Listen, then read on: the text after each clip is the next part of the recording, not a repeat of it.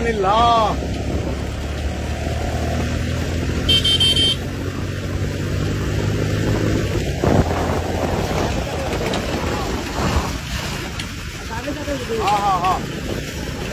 গাড়ি হলো ড্রাইভারের মনে খবর ড্রাইভার বুঝছ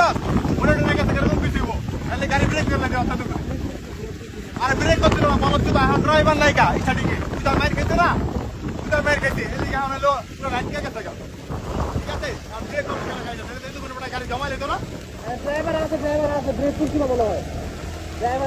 ড্রাইভার ওরা এই স্পটে যায় আর ড্রাইভার ওরা এই স্পটে যাচ্ছে না গাড়ি দাঁড়া করে লেতো না তো খুলে বলাচ্ছে তো